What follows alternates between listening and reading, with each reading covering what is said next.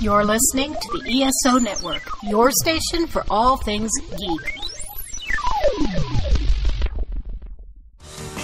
Hey, Kevin. Hey, Cornflake. So we host the Flopcast. We cover nerd and geek subjects of all types, but this is sort of a sillier, goofier side of geekdom, I'd say. We love to talk about music, especially funny music. We talk about comic books, conventions, Saturday morning cartoons. Oh yeah.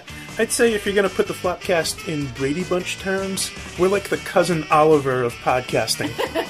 And we do a ridiculous new Flopcast episode every week. What is wrong with us? We really have nothing else to do. We're part of the Earth Station 1 podcast network. And you can find us at flopcast.net.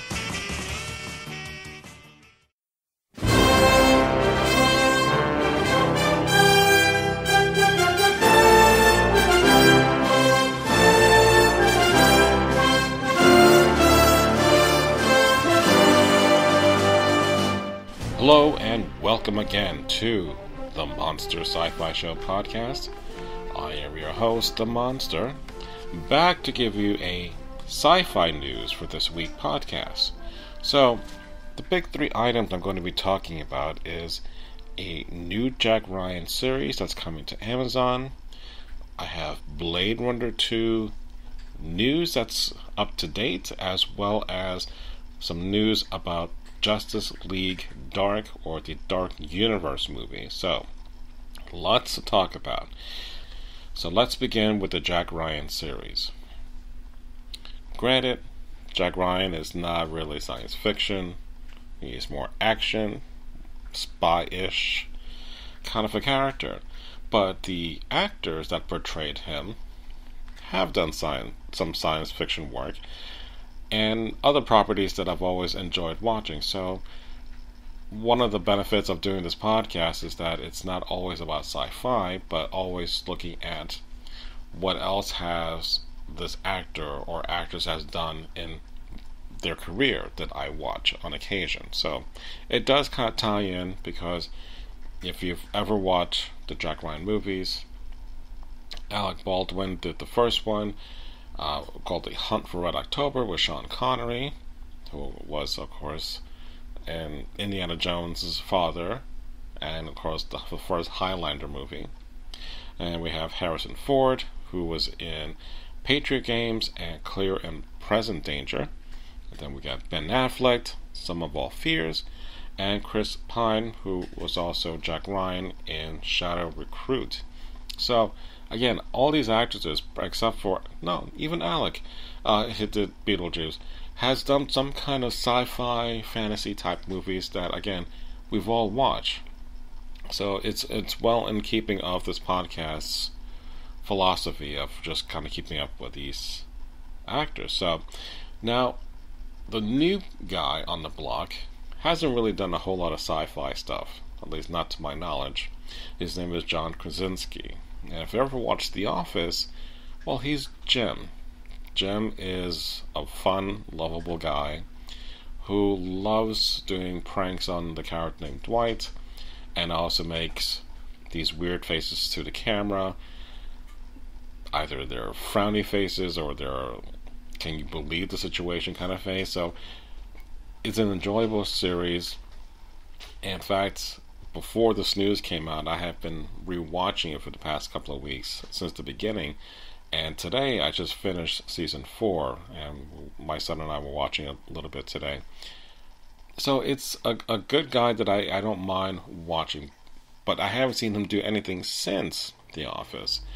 Now, he did do a movie called 13th Hour? No, 13 Hours, with Michael Bay. And he had sport a beard, and it looks really good. So I don't know if that's what's going to happen in a new series, but what I do know is that it's going to be at least 10 episodes, so looking at an hour apiece, but it's going to be maybe the best thing that's ever happened to a Jack Ryan series.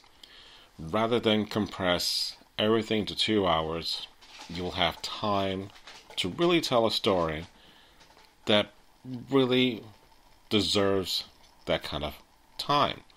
If you ever look at the Jack Ryan series books that Tom Clancy has written, they're very thick, and a lot of those elements don't get put into those movies. So now with the benefit like Game of Thrones and other series that are coming onto the small screen, I should say, this could be something that of a good game changer, because now series that which couldn't be produced on television for whatever reason can now have a new audience. I remember back in the day, Robert B. Parker did the Spencer series with Robert Urich. So, very popular. And who was in that series? Hawk. So, Hawk, if you know Benjamin Sisko from DS9, that's who was in that series. So, and I'm blanking out on a name. Can you believe this? I am a Star Trek geek, and I'm blanking out about the actor who is playing Benjamin Sisko. I can't believe I am struck with dumb right now. D-U-M-E. And yes, the E is not pronounced. So there. I'm really tired. That's the other thing too. I waited all day to record this podcast because I was off today. I didn't want to do anything other than watch The Office and just do nothing. So, and it's like 11:30 and I'm getting kind of punchy here. So, alright. So, aside from that, the other thing too that has always been the weakness of the Jack Ryan movies was, except maybe for the first or second or so, the villains are okay. They're decent enough. They do stand out. But if it's not tied into current affairs, it just falls flat. The Shadow Recruit with Chris Pines, Kenneth Branagh, who was a director of the first Thor movie, was nothing really that I cared about. He was playing a Russian guy that is. This is who we have as a bad guy. We're going back to the Russians. That was better done back in the 80s with the first one, with the Hunt for Red October. So I think from what I read, they are going to be tackling ISIS as the main focus for the series. That may change, I don't know. But again, as long as I can make it current and tie it into what's going on, I'm actually looking forward to this. And also, some tidbit news, John Krasinski had tested years ago for the role of Captain America, which we know as Chris Evans. So, having seen John Krasinski's character, I can't get that image out of my head as him playing Captain America with the kind of Muppet hair and that weird expression that he would always do to the camera. So thank God Chris Evans is Captain America and we don't have John. But let John have Jack Ryan. So we'll just leave it at that.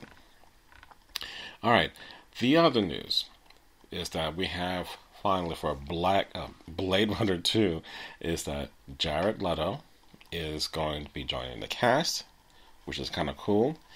And then I was looking over to see who else was in the series, and one of the things that kind of stood out, I mean, aside from Ryan Gosling and Robin Wright, and of course Harrison Ford, which have already been established. You know, months ago I spoke about Dave Bautista, and the one that came up, Lenny James. If you know Lenny James, he was Robert Hawkins from the Jericho series that was on CBS for about 3 seasons, which I still have to watch the last part, which I do love him in that, but he's better as Morgan in the Walking Dead series, so I'm definitely on board for that. The other thing, David Das Malchin, he was in The Dark Knight. He was one of the Joker's henchmen, but he is in the 12 Monkeys series that's on Sci-Fi Channel. He was also in Ant-Man, but he is also going to be in the upcoming Twin Peaks series, which I thought that's going to be, for me, something I really got to talk about, because I'm a big Twin Peaks fan and cannot wait for that to happen. So whenever that comes, be prepared to have some damn good coffee and a good slice of cherry pie with that this podcast. So, aside from that, we are getting not Ridley Scott as the director, which I thought that was kind of surprising because for the longest time it was going to be. And I'm missing the guy's name. Is Denis Villeneuve, hopefully I'm pronouncing that correctly, is the new director for Blade Runner 2. And I didn't know of anything that he has done before, but Cesario is something that came out last year, I believe. Emily Blunt, who I love tremendously. If you have not seen The Adjustment Bureau, I highly recommend that. Between having watched that and Matt Damon together, I fell head over heels for Emily because of their relationship. But again, Philip K. Dick did that story for the Adjustment Bureau, so which is appropriate for Blade Runner 2. So if you love all the stuff about Philip K. Dick, not that I think that this story is going to be better than Blade Runner, I have no idea. All I know is that it's still going to take place in Los Angeles years later. All I know is that things are going to get even more screwed up with the environment. But the big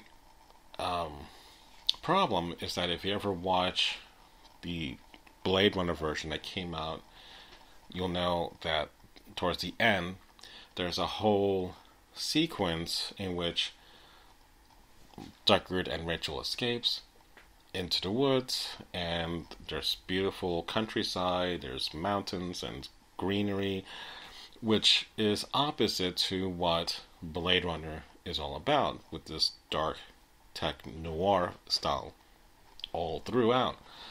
So, of course, that movie was then re-edited with the director's cut, and then, of course, that ending was cut out, which I didn't care for, but again, keeping with what worked for the movie, it had to have been exercised out. So, what's going to happen with this new movie? Again, no idea other than still Los Angeles, environment screwed up.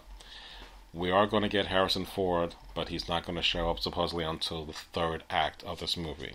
So, we're looking at something going on, and then trying to find Deckard, I guess, to help out the situation. But again, this is a movie that I can go on at length about, which I will when it does come out, which I think it's scheduled not until 2018, so we still have some time to go. But the other news was that aside from the new director, there was a film composer, and I'm trying to get his information, is Johan Johansson, who had also worked with Denny, who I think he did the Theory of Everything soundtrack, which I have not seen, but Vangelis is the person that really was the soul and the heart of Blade Runner.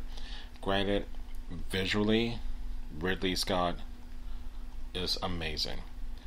But without those visuals, with that score, it would have never happened the way that it did. And Vangelis' music is one of my top all-time favorites, next to John Williams' Star Wars, the first one, A New Hope.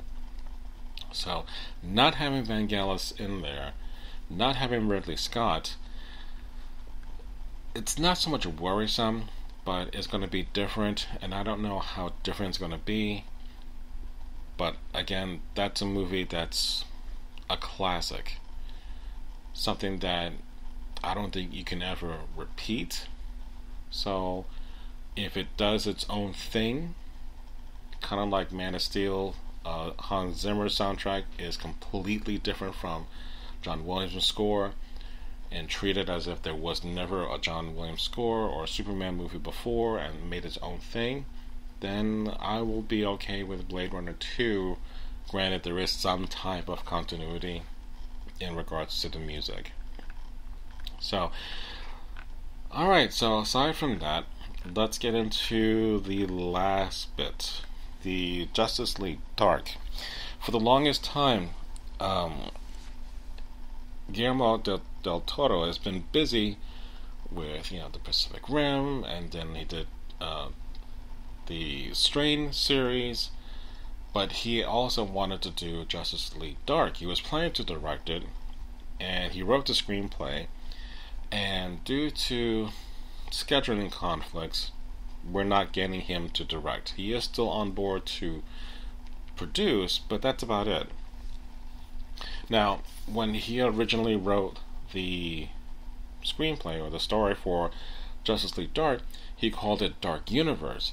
So when I saw the news that Doug Liman was going to do Dark Universe, it didn't register until I was reading it that, oh, that's what that is. That's the Justice League Dark. Now, if you've ever read or know of the comic book, Justice League Dark is basically a makeup of heroes that deal with the dark elements such as magic and the occult and things of that nature, mystic arts. Think about DC's versions of Doctor Strange, but Doctor Strange doesn't have a team yet, like this. So, what I would love to have seen, there is Deadman and John Constantine, Etrigan, and there was someone else I'm blanking on who was left out of that team, but I would love to have seen Dr. Fate be brought in there. And if you watch the Constantine series with Matt Ryan, his helmet was there in the very beginning of that first episode, which I thought that was really fantastic. So, will we get Matt Ryan doing Constantine in the Dark Justice, Dark Universe series? I don't know.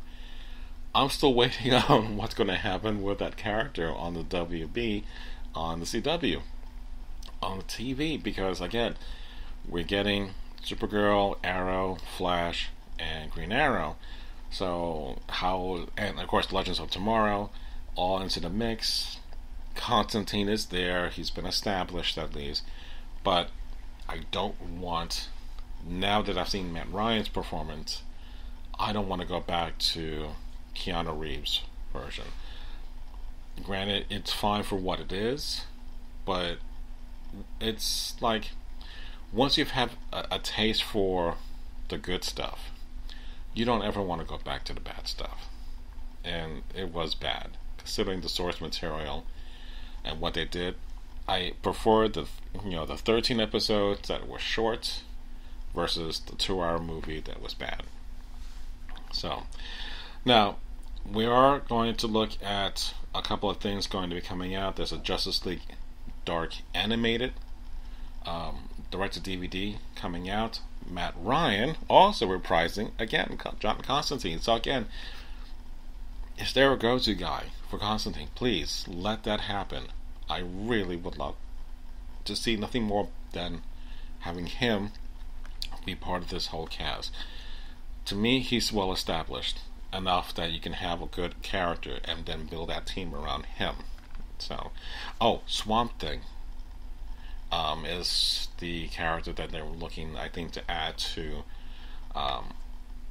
the mix, which will be kind of cool. So, with the director of Justice League, Doug Liman, the one thing I wanted to bring up about Liman and his past credits was that he did a movie with Angelina Jolie and Brad Pitt called Mr. and Mrs. Smith, which I liked. Jumper was another good movie that I really enjoyed, which is a good YA book. He also has done the Bourne movies. He did The Edge of Tomorrow, which I was okay with. Not crazy about how it ended, because I had problems with it.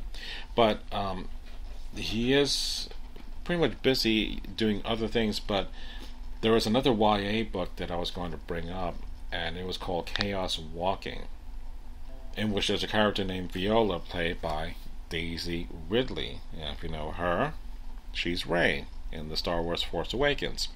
So Lyman's going to be pretty damn busy. So when this movie comes out, I don't know when, but it's one of those, it's like, I just want to see this happen.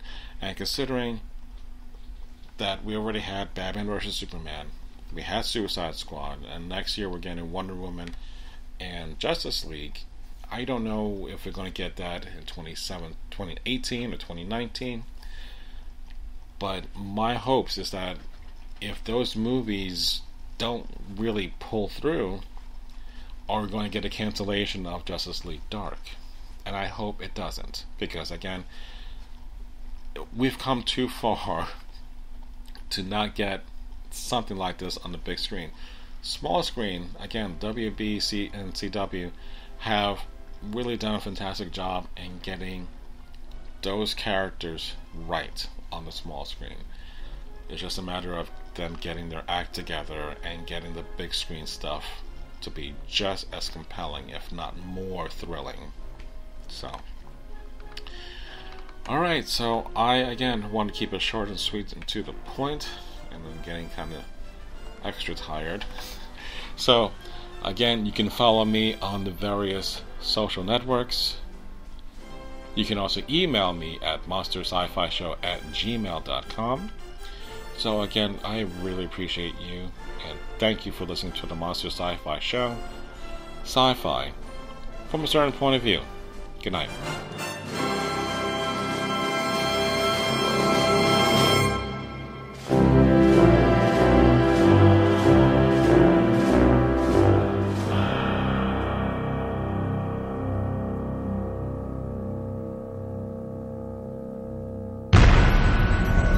This has been a broadcast of the ESO Network, your station for all things geek, classic, current, and beyond. Be part of the crew at ESONetwork.com.